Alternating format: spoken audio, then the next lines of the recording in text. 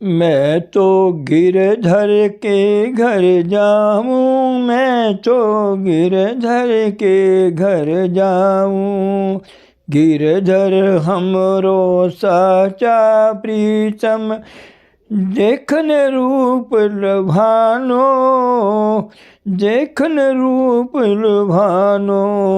रैन पड़े तब ही उठ जातू, रैन पड़े तब ही उठ जातू। भोर भये उठ आऊं, भोर भये उठ आऊं। रैन पड़े वाके संग खेलूं, ज्यों त्यों सही रिझाऊं, ज्यों त्यों सही रिझाऊं। जो पहरावे सोई पहरूं, जो देवे सो खातूं, जो सो देवे सो खाऊं। मेरी उसकी प्रीत पुराणी, उन बिन पल न रहाऊं, उन बिन पल न रहाऊं। जहाँ बिठावे तित ही बैठूं, बेचे तो बिक जाऊं, बेचे तो बिक जाऊं। मीरा के प्रभु गिरधर नागर, बार बार बल जाऊं, बार बार बल जाऊं। मैं तो गिरधर के घर जाऊं। गुरु रूप प्यारी साध संगत जी, आप सभी पवित्र आत्माओं के श्री चरणों में दास का कोटि कोटि प्रणाम है। परम पूज्य परम संत कृपाल सिंह जी महाराज जी सत्संग प्रवचनों में फरमा रहे हैं, सोच समझ अभिमानी तेरी चादर भई है पुरानी। परमात्मा ने इंसान पैदा किए, इंसान नाम है आत्मा देहधारी का। आत्मा की जात वही है जो परमात्मा की जात है। कहो कबीर यह राम की अंश समाजें हम लोगों ने बनाई हैं, क्योंकि इंसान मिलजुल कर रहने वाली हस्ती है। हर इंसान सुख की तलाश में है, मगर इसे ये पता नहीं कि असल सुख है कहाँ। हमारी आत्मा मन के अधीन और मन इंद्रियों के अधीन है, इंद्रियां भोगों के अधीन है। इंद्रियों को भोगों रूपी घोड़े खींचे फिरते हैं, तो इससे ये दुख और बढ़ रहा है। भोगों से रोग और रोगों से सोग पैदा होता है। सारा जहान ही दुखी है, खाने पीने में, बाहर मुखी चीज़ों में, इंद्रियों के भोगों में, मगर ये करते हुए भी सुख नहीं मिलता। आखिर हार कर वो अपने आप की तरफ मतवज्जो होता है। ऋषि मुनि महात्माओं की भी यही खोज रही है। आत्मा क्या है और हम कौन है, इसको जानना असल सुख का कारण है। हम अपने आप को भूल चुके हैं। बाहरी चीज़ों में जो सुख हमको नज़र आता है वह भी हमारा अपना ही सुख है। जैसे एक कुत्ता है, वह हड्डी खा रहा है, तो हड्डी को खाते हुए खून उसका अपना बहता है। हड्डी में तो अपना कोई रस नहीं है, मगर वो इसमें मस्त है कि हड्डी में रस है। हम कुत्ते की तरह अपना खून आप पी रहे हैं। इसी गलती में सारी दुनिया जा रही है। परमात्मा निज आनंद का समुद्र है, हमारी आत्मा उसकी अंश है। ये भी आनंद का एक कतरा है, मगर अपने आप को भूल चुका है। अगर यह सब जगह से हट जाए तो यह आनंद मुजस्सम बन जाए। आपने आप को जान ले तो यह आनंद का समुंदर ठाठे मारते जो है उसमें वासिल हो जाए। इसमें बड़ी भारी मस्ती है, खुमार है और नशा है। शम्स तबरेज साहिब कहते हैं कि मेरे में वो नशा और खुमार है, खुद ही मस्ती है। निज आनंद की धारें बह रही हैं कि अगर मैं इस जिस्म को छोड़ जाऊं और इस जिस्म की खाद बनाकर कहीं ज़मीन में डाल दें। उस ज़मीन से जो गंदम उठे और उस गंदम की रोटी जिस तंदूर पर पके उससे आनंद के शोले निकलेंगे। उस रोटी के खाने वाले का यहाँ जिक्र नहीं किया। कहते हैं परोसने वाला मस्त हो जाएगा। बताओ कितना भारी आनंद है। अपनी तरफ जरा देखो, कुछ दिन अपने आप को फ़कीर होकर देखो। दारा शिको बादशाह कहता था, जब अपनी तरफ नज़र आती है तो देखता है इसमें बड़ी भारी खामियां हैं। इंसान के अंतर काम के वेग चल रहे हैं, क्रोध के वेग चल रहे हैं, ईर्ष्या के वेग चल रहे हैं, निंदा चुगली धड़ेबंदी में जा रहे हैं। दूसरों का बुरा चितवन करके अपने अवगुणों को बढ़ा रहे हैं। अगर किसी गंदगी पर बट्टा मारोगे तो क्या होगा? इसके छींटे तुम ही पर पड़ेंगे। अरे भाई, देखना है तो अपने अवगुणों की तरफ देखो। गुणों का असर आएगा और अवगुणों पर विचार करोगे। इस तरह अपने आप की कमज़ोरियाँ महसूस होती हैं और दिने दिने आत्मा पर मैल चढ़ रही है। महात्मा कहते हैं, जन्म जन्म की इस मन को मल लागी, काला हुआ स्याह। मैल के साथ ये काला स्याह अंदर से होता जा रहा है। जब परमार्थ की तरफ चलता है तो महसूस होता है कि मैं बड़ा नालायक हूँ। जिसको यह अपने आप का महसूस होने लग गया तो समझो उसके निकलने का वक्त आ गया। कुत्ता बैठता है तो वो भी ज़मीन को दुम से साफ करके बैठता है। मामूली से अफसर ने आना हो तो हम कितनी सफाइयाँ करते हैं। हम ये चाहते हैं कि शहंशाहों का शहंशाह हमारे अंतर प्रकट हो जाए। ये कैसे हो सकता है? मेले हृदयों में वो नहीं आएगा। इसलिए ईसा मसीह ने कहा है, blessed are the pure in heart for they shall see God. जिनके हृदय पवित्र हैं वो मुबारक हैं। केवल ऐसे हृदय ही प्रभु के दर्शन कर सकते हैं, बाकी नहीं। एक तालाब है, उस पर काई छाई पड़ी है, सब्ज रंग की मालूम होती है मगर पानी नज़र नहीं आता। थोड़ी सी सोटी हिलाओ, थोड़ा पानी नज़र आता है, फिर काई जम जाती है।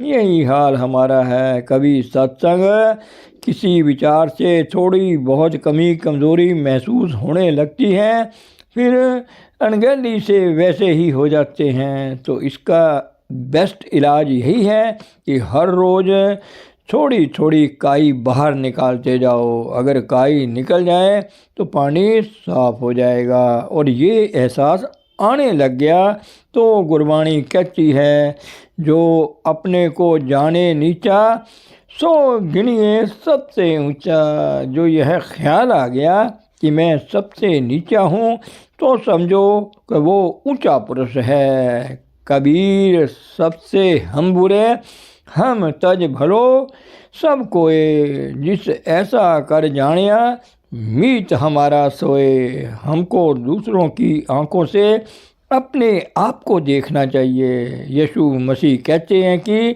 दूसरों की आंख का तिनका हमको बड़ा भारी नज़र आता है, अपनी आंख का शहतीर पता ही नहीं।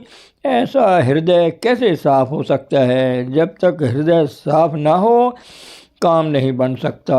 परमात्मा कहाँ है? नानक नौ खुदाए का दिल अच्छे मुख ले हो।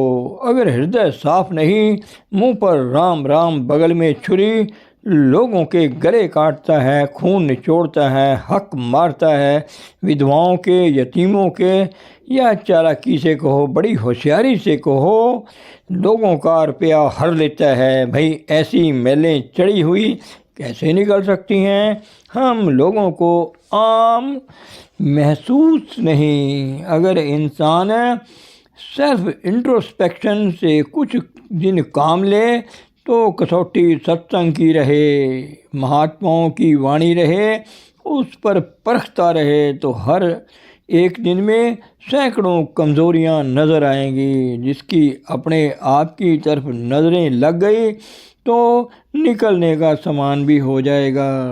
जो समझ रहे कि मैं गंदगी में बैठा हूँ वो कब तक बैठा रहेगा, निकलने की कोशिश करेगा। कपड़े मैले हों तो धोबी के पास जाते हैं और किसी के दुकान पर नहीं जाते। ये तो कपड़ों की मैल है, तन की मैल भी पानी से धोई जा सकती है, मगर मन की मैल कैसी धोई जाए, सवाल यही है। बड़े घाटों पर फिरता है कि कहीं मन की मैल धोई जाए। हर कोई कहता है ऐसा करो भाई, ऐसा करो, सिर्फ जबानी जब करो। इंद्रियां वैसे ही काम कर रही हैं, बाहर फैलाव में हैं। कोई कहता है हठ योग की क्रियाएं करो, पूजा पाठ तीर्थ यात्रा ये वो पुण्य दान करते रहो भाई, इनसे मन की मैल नहीं जाएगी। कोई ऐसा समर्थ पुरुष नहीं मिलता धोबी जो इसके मन की मैल धोने का उपाय करे।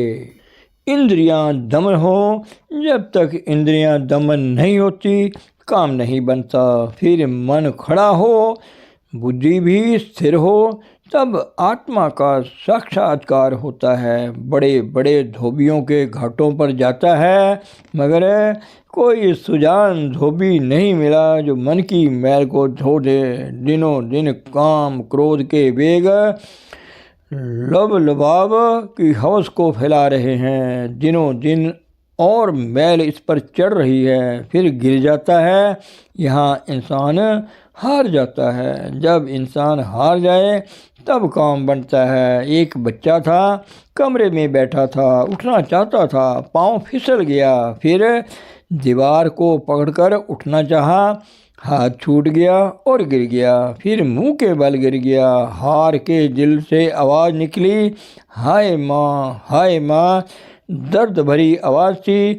माता रसोई में थी, दूध रखा हुआ था आग पर, वो उबाले खा रहा था। हाय माँ की आवाज़ सुनकर माता से रहा ना गया, भागी, दूध को छोड़ दिया। जाकर बच्चे को उठाया, सीने से लगाया, रसोई में ले आई, देखा तो दूध सब गिर गया था। बच्चा कहने लगा, माँ मैं तुमको बहुत प्यारा हूँ, तुमने दूध की परवाह नहीं की। मेरे एक बार हाय माँ कहने से तू भागी दौड़ी चली आई। कहा, हाँ बच्चा तू मुझे बड़ा प्यारा है। बच्चे के दिल में चुतराई सूझी, अब माता को बुलाना क्या मुश्किल है। हाय माँ कहेंगे, माता आ जाएगी। 2-4 दिन के बाद अंदर दीवार के साथ वैसे ही खड़ा था, चुपचाप। कहता है हाय माँ करता रहा आध घंटा, मगर माता नहीं आई। सोचा माता ने आज कोई अच्छी चीज़ चढ़ाई होगी इसलिए नहीं आई।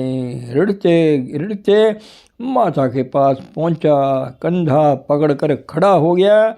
पूछा, माता आज मैं हाय माँ आधा घंटा करता रहा हूँ, तू आई नहीं, क्या कारण है? उस दिन एक बार मैंने हाय माँ कहा था, तू दूध छोड़कर दौड़ी चली आई, आज क्यों नहीं आई?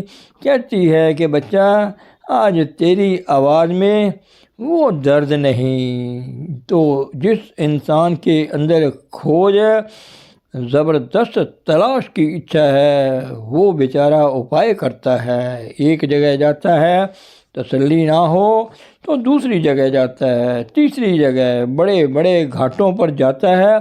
फिर प्रार्थना करता है कि हे प्रभु दया करो, तड़प रहा है, तरस रहा है, इस मैल को धोने के लिए कोई उपाय बन जाए। जब दिली पुकार निकली तो आपको पता है हाथी की चिंगाड़ उस प्रभु को पीछे पहुंचती है, कीड़ी की आहट पहले पहुंच जाती है। दिली सोज व तड़प से भरी आवाज़ जो है दुख भरी, वो घट में बैठा सुन रहा है। जिसकी सच्ची तड़प हो मालिक बेख्तियार सम्मान करता है, उसको मिलने का मिलाने का किसी मिले हुए से मिला देता है या फिर खुद पहुंचता है। मैंने ऐसे घटनाएं कई बार देखे। हजूर का वक्त था, मैं सुबह ही पास बैठा था।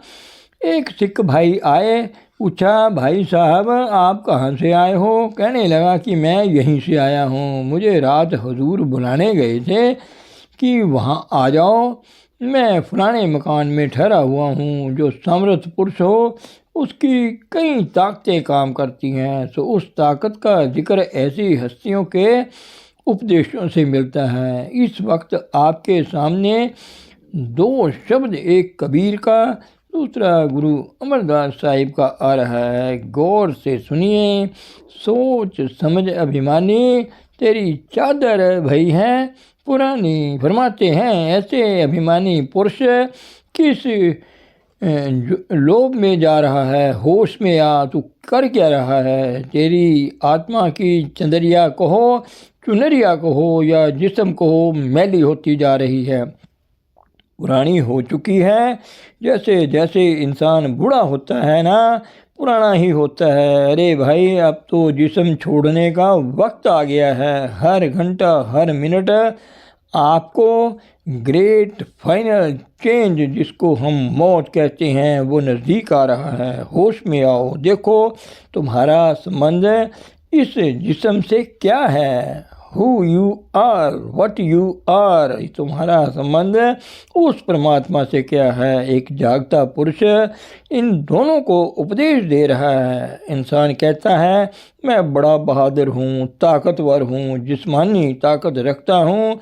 अरे भाई, इस बाहुबल की क्या कीमत है? नेपोलियन बोनापार्ट थे, उसके नाम से सारा यूरोप कांपता था। किसी ज़माने में जब उसका अंत समय आया तो कहते हैं उसको एक खून का एक दस्त मोशन आया था। इतना लाचार हो गया कि आँख भी नहीं खोल सकता था। कहने लगा मैं वो नेपोलियन हूँ जिसके नाम से सारा यूरोप रहता था। आज अगर मैं आँख खोलना चाहूँ, लाचार पड़ा हूँ, खोल नहीं सकता, तो बाहुबल का क्या इतवार है। बड़े बड़े अक्लमंद, बुद्धि का बल रखने वाले, एक सन स्ट्रोक हो जाए, उसका अटैक हो जाए तो सब पढ़ा लिखा भूल जाता है, इंसान पागल हो जाता है, होश ठिकाने नहीं रहती।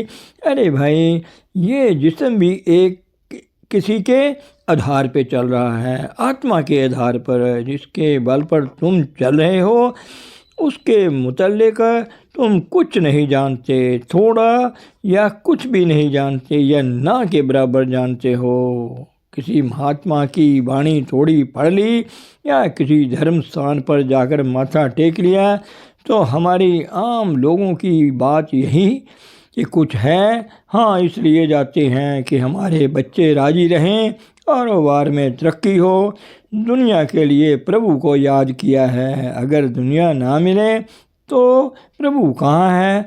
100 गालियाँ निकालते हैं। तो ये प्यार गर्ज का हुआ ना। मजनू था, उसे एक बार कहा गया कि खुदा तुमको मिलना चाहता है। कहने लगा अगर खुदा मिलना चाहता है तो लैला की शक्ल बनकर आए। देखिए, प्यार खुदा को भी वह लैला की शक्ल में ही मिलना चाहता है। इसीलिए हम भी खुदा को अगर याद करते हैं, इसीलिए हमारी दुनिया बनी रहे। ज़्यादातर कितने लोग हैं जो सचमुच उस मालिक के लिए तड़प रहे हैं। धन सतगुरु, धन गुरु प्यारी साध संगत जी।